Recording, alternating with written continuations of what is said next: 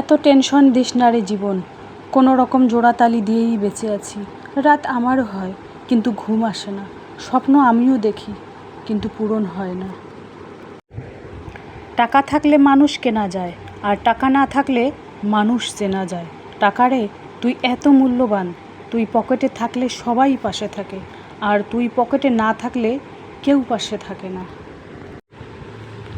স্বামীর অল্প ইনকামে বুদ্ধি করে কিছু উপায় মানলে লক্ষ টাকা সঞ্চয় করা সম্ভব। How to save money, daily Bangali blog, গ্রামের সাদামাটা জীবন। তো নতুন দিনে নতুন আর একটি ভ্লগ ভিডিও নিয়ে হাজির আমি আপনাদের মাঝে সাভানা, ভারতের ছোট্ট একটা গ্রাম শীতলকুচি জেলা থেকে বলছি। তো welcome back to my channel. আসসালামু আলাইকুম। তোমরা সবাই কেমন আছো? আমি আশা করি তোমরা সকলেই ভালো আছো। আলহামদুলিল্লাহ আমিও ভালো আছি, আর আমার পরিবার পরিজনদের নিয়ে আলহামদুলিল্লাহ আমি ভালোই আছি। আর আমার প্রাণপ্রিয় কলিজা আপু ভাইয়েরা তোমরা সবাই কেমন আছো? আমি আশা করি তোমরা সকলেই ভালো আছো। তো বরাবরের মতো না ব্লগটা আমি সন্ধ্যা থেকেই শুরু করে দিলাম, কারণ দিনের বেলা টাইম হয়ে ওঠেনি। যেহেতু হাজব্যান্ড প্রবাস থেকে বাসায় চলে আসে, সেই জন্য কাজেরও অত চাপ থাকে।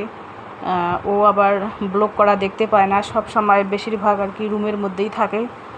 গরম যেহেতু দিনের বেলা এত প্রচুর পরিমাণে রোদ ওঠে, গরম রাত্রিবেলা কিন্তু ঠান্ডা লাগে। তো সেই কারণে আর কি দেখুন, বাড়তি লোকের বাড়তি একটা কাজ থাকে।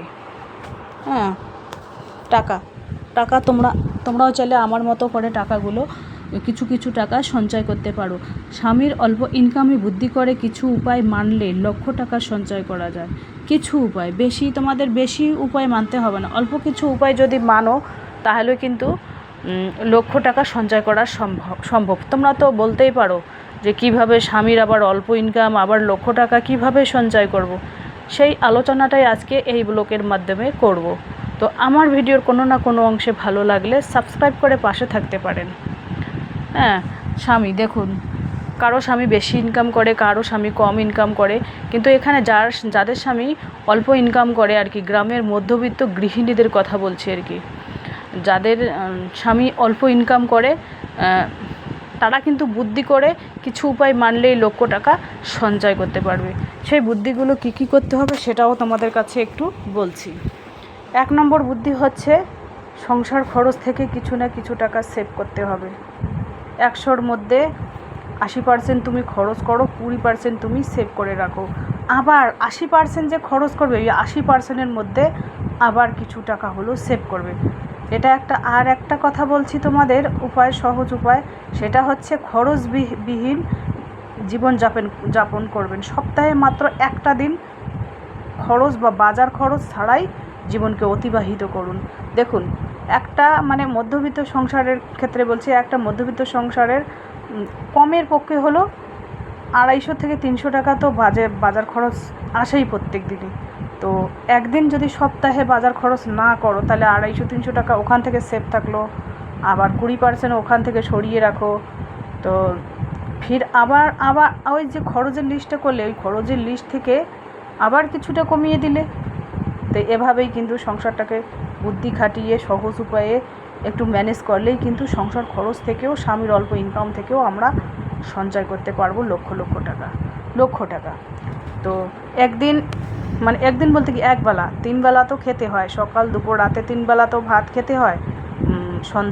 সন্ধ্যা আর সকালে তো টুকিটাকি চা নাস্তা দিয়েই চলে যায়। তো 3 বেলার মধ্যে একবেলা বাড়ির সবজিপাতি বা আশেপাশের সবজিপাতি রান্না করার চেষ্টা করো। ওখান থেকে কিছু টাকা হলেও সেভ থাকবে। আবার স্বাস্থ্যের পক্ষেও কিন্তু বাড়ির সবজি খুবই উপকারী। তো এই ছোট টিপসগুলো যদি ফলো করো, তাহলে কিন্তু স্বামীর অল্প ইনকামেও তোমরা লক্ষ টাকা সঞ্চয় করতে পারবে। আর যদি তোমাদের বুদ্ধি না থাকে, তাহলে অল্প কেন, বেশি ইনকামেও তুমি কিছু করতে পারবে না, কিচ্ছু না। দুহাত দিয়ে খালি উড়িয়ে দেবে আর ফুরিয়ে দেবে। হ্যাঁ, তো সেই মন মানসিকতাটা সেই নিজের ওয়াইফকেই পরিচালনা করতে হবে সংসারটাকে। আর সেই ওয়াইফটাই যদি হয় নড়বড়ে, তাহলে কিন্তু এখান থেকে 1 টাকাও ইনকাম করা সম্ভব না, বরঞ্চ ধারদানা করে সংসারকে পরিচালনা করতে হবে আগামী দিনে। আমি চাই যে আগামী দিনে মানুষের কাছে যাতে আমাদের হাত পাততে না হয়, টাকা ধার দেনা, লোন ফোন এইগুলো যাতে নিতে না হয় আমাদের, সেই জন্য সেই ব্যবস্থা করতে হবে। তো এই যে দেখুন এখানে ডিম, আমি কিন্তু ডিম বিক্রি করি, আমার বাড়ি থেকে ডিম নিয়ে যায়, 60 টাকা হালা ডিম বিক্রি করি। আবার ব্যাগ কেউ ওই লাইলন ব্যাগগুলো যে আমি সেলাই করে ওইগুলো কেউ বাড়ি থেকে নিয়ে যায়। আবার যদি কেউ অর্ডার দিয়ে ডাকে যে দিদি 10 ডজন কি 12 ডজন ব্যাগ নিয়ে আসো কি 5 ডজন, তো ছেলে তো যায় না, লজ্জা পায়, ছেলের আব্বাও যায় না, লজ্জা পায়, তো আমাকেই দিতে হবে। কারণ দেখুন 10 টাকা ইনকাম করতে গেলে একটু তো কষ্ট করতে হবে। আমি তো এটাকে কষ্ট মনে করি না, কারণ সংসারের কাজ সামাল দিয়ে তারপরে আমি 10 টাকা হলেও ইনকাম করি। তোমরাও চাইলে আমার মতো সংসার সামলিয়ে কিছু টাকা ইনকাম করতে পারো। তো এই দেখুন হাজব্যান্ড নিয়ে এসেছে লাউ শাক এসেছে, এখানে মনে হয় 1 আঁটি লাউ শাক হবে। এই বয়ামের মধ্যে একটা আবার ফাটা ডিম আছে, মা দিয়েছে হাঁসের ডিম, ফেটে গেছে আর কি আনার সময়। তো রাতের বেলা যদি কিছু কাজ এভাবে গুছিয়ে রাখা যায় তাহলে সকালটা খুবই কিন্তু নিজের জন্য আরামদায়ক হয়ে ওঠে আমার মতে আর কি। তো শাক কয়েকটা আর কি বেচে পন্নির মধ্যে বেঁধে রাখি, যেহেতু ফ্রিজ নেই তাহলে ওই শাকটা তাজাই থাকবে। আর যদি বেচে ফ্যানের হাওয়ার মধ্যে দেই তাহলে শুকিয়ে কাঠ হয়ে যাবে। তো এইভাবে আমার মতো ছোট টিপসগুলো যদি ফলো করতে পারো তাহলে তোমরাও কিন্তু লক্ষ টাকা সঞ্চয় করতে পারবে। স্বামীর অল্প ইনকামেও কিছু বুদ্ধি করলেই লক্ষ টাকা সঞ্চয় করতে পারবে, আমার মতোই আর কি। আমার কিন্তু সাদামাটা ব্লগ, আমার ব্লগের মধ্যে কোনো বানিয়ে ছানিয়ে আমি কথা বলতে পারি না, আমার মন থেকে যেটা আসে সেটাই আর কি। তো যাই হোক, মানে আমার মোবাইলটা দুই দিন কোনো ব্লগ ছাড়তে পারি নাই, এই কারণে আমার মোবাইলটা কি মানে কিস্তির পর নিয়েছিলাম, ওই মোবাইলটার কি সমস্যা হয়েছিল, সেই জন্য আর কি 2 দিন কোনো ব্লগ ছাড়তে পারি নাই। মনটাও খুব খারাপ ছিল আর কি। মনিটাইজেশনের জন্য অ্যাপ্লাই করেছি, এই 1 সপ্তাহের মতো হয়ে গেল, জানি না 21 দিন নাকি টাইম লাগে মনিটাইজেশন অন হইতে। আমি খুব টেনশনে আছি, তোমরা সবাই দোয়া করো যাতে 1 সপ্তাহের মধ্যেই আমার মনিটাইজেশন খুলে যায়, আমিও যাতে এখান থেকে কিছু না কিছু ইনকাম করতে পারি। আমিও পারি, তোমরাও পারো, এটাই। তো যাই হোক, সবাই কিন্তু আমরা ছোট যারা ইউটিউবার আছি তারা কিন্তু আমরা সবাই এখানে ইনকাম করার জন্যই এসেছি, শখের বসে কেউ আসেনি। শখের বসে কারা আসে? যাদের লক্ষ টাকা ইনকাম, হাজব্যান্ডের চাকরি আছে, তারা কিন্তু শখের বসে আসে। কিন্তু যারা মধ্যবিত্ত গরিব ঘরে তারা কিন্তু শখের বসে আসে না। তারা ভাবে যে আমি যদি এখানে কিছু ইনকাম করতে পারি তাহলে স্বামীর কাজে হাত বসাতে পারবো, বাড়ি ঠিক করতে পারবো, মেয়ের বিয়ে দিতে পারবো, এরকম একটা চিন্তা ভাবনা থাকে তাদের। তো আজকে রান্না হবে কি জানো? এখানে দেখতে পাচ্ছেন ওই শাকগুলো তো করলাম, আর এখানে ছোট লোকাল মাছ নিয়ে এসেছে হাজব্যান্ড। তো সেই লোকাল মাছ একটু দেখা যাক কীভাবে রান্না করি। মনে হয় একটু ভাজবো, কড়কড় করে ভেজে তারপরে মাখা করে রান্না করব। এর আগের দিনও খেয়েছি, এগুলো মাছের কিন্তু খুব দাম, 150 টাকা, 250 গ্রামের দাম 150 টাকা, তাহলে হিসাব করো 600 টাকা কেজি এই মাছগুলোর। তো এই যে দেখুন এখানে আবার কিছু মাছ ভেজে রেখে দিয়েছি, আজকে রান্না হবে আলু বেগুনের একটু মাখা, আর ওই মাছটা একটু ভাজবো, তাই দিয়ে হবে। রাতের খাওয়া কিছুটা রেখে দেবো সকালের জন্য। এই যে দেখুন লাল রেখের মধ্যে কাপড় গুছিয়ে রেখে দিয়েছি। হাজব্যান্ড বারবার গিয়ে শার্ট খোঁজে, এটা খোঁজে ওটা খোঁজে, নিচের থাকটা একটু অগোছালো হয়ে গেছে। অলরেডি রাইস কুকারে ভাত হয়ে গেছে, এপাশে আমি আবার মশলা করে নিয়েছি হামানদিস্তায় শুকনো খোলায় ভেজে নিয়ে। তো কালকের সকালের ব্লগ রাতের ব্লগের সাথে আর কি অ্যাড করতেছি, কারণ সকালের কোনো দিন ব্লগ থাকে কিছু রান্নার মানে সেইগুলো আর কি আমি অ্যাড করার চেষ্টা করি। তো দিনের বেলায় কিন্তু প্রচুর পরিমাণে গরম, প্রচুর কি বলবো।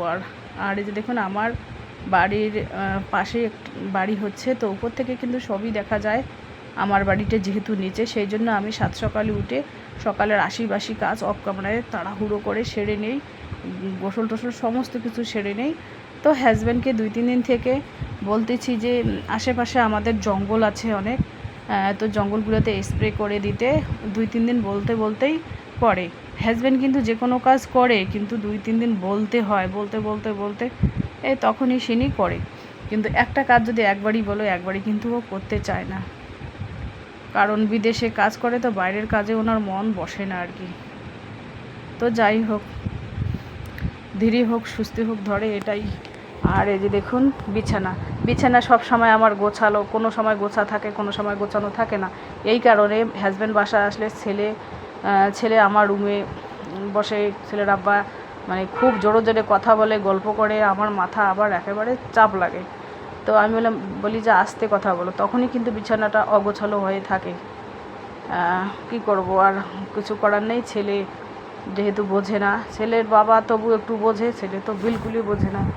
হ্যাঁ, আমি বিছানায় চড়বো না, আরে বিছানায় চড়ো ঠিক আছে, কিন্তু অগোছালো আউলে ঝাউলে বিছানা আমার খুব খুব খারাপ লাগে।